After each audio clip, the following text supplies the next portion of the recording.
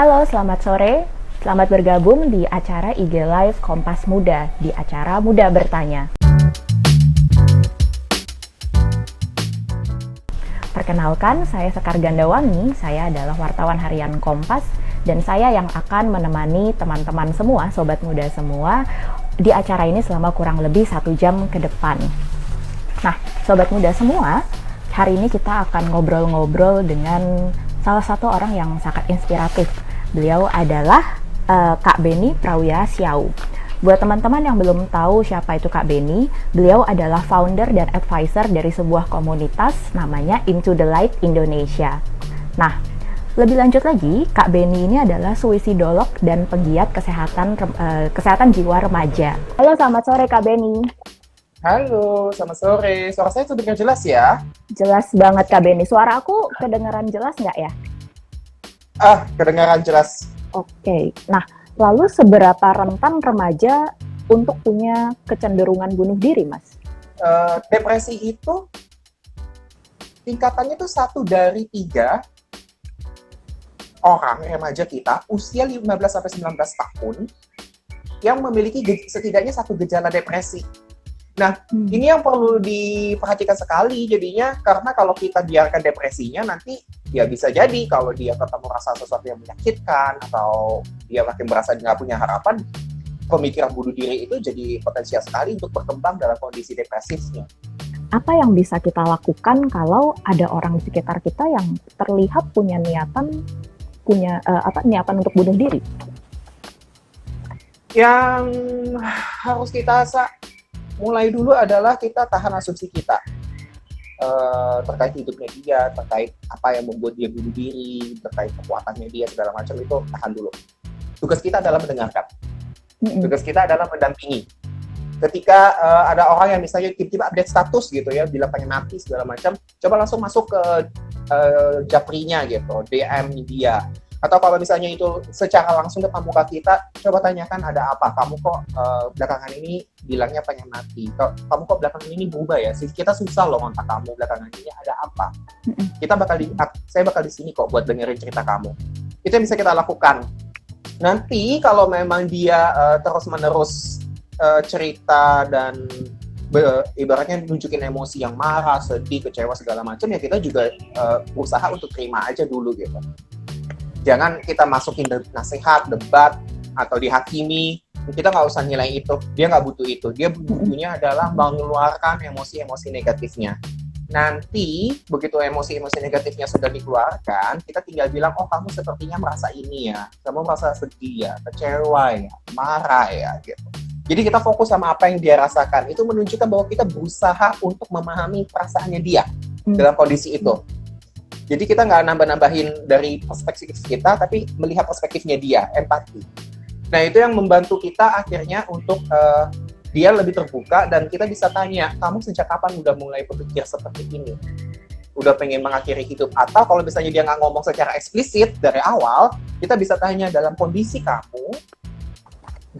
setertekan itu, bisa nggak sih kamu, pernah nggak sih kamu kepikiran untuk mengakhiri hidup kamu gitu.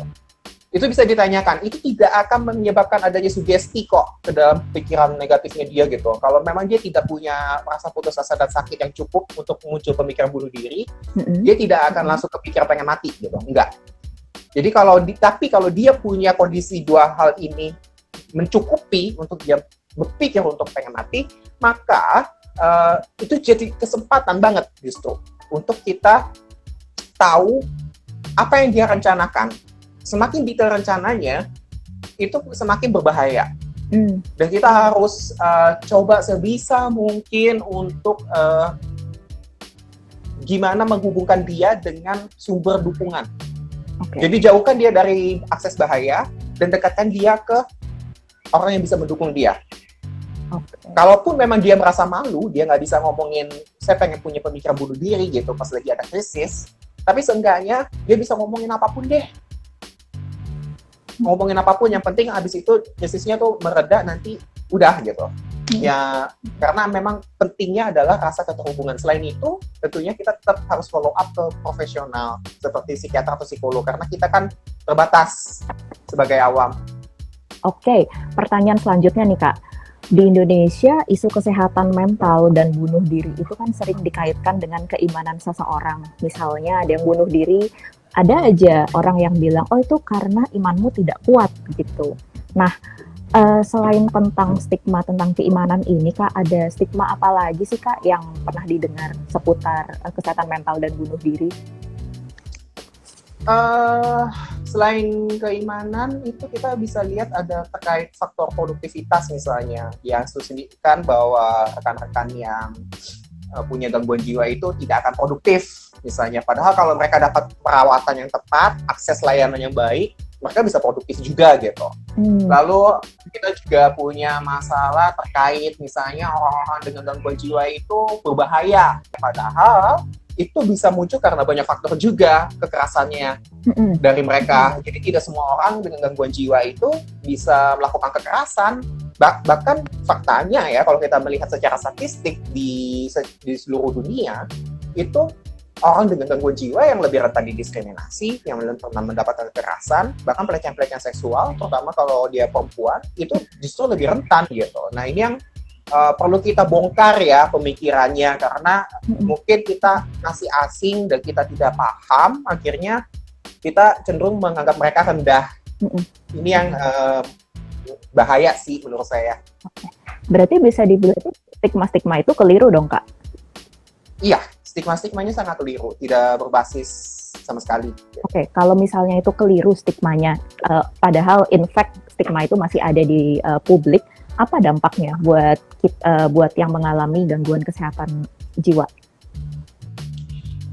Yang paling gampang ya orang jadi merasa bahwa kalau kita dalam kondisi terganggu gitu ya, itu jadinya susah untuk mencari bantuan.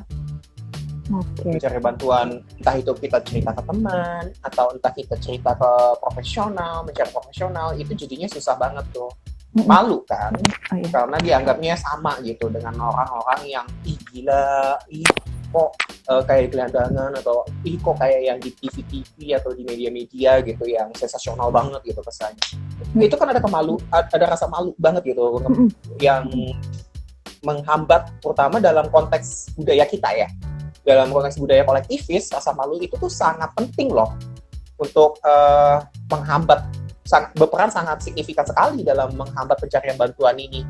Contohnya, ketika saya bilang, ketika saya sering kali merekomendasikan teman-teman saya ya untuk ke psikolog atau psikiater.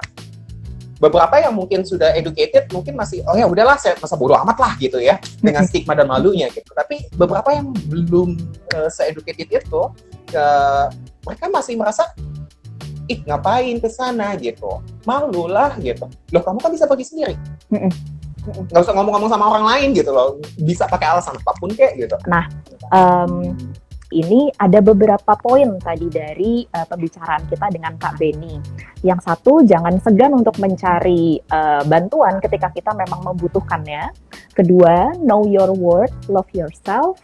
Jangan biarkan orang lain menghancurkan dirimu lah ya Kak, istilahnya seperti itu.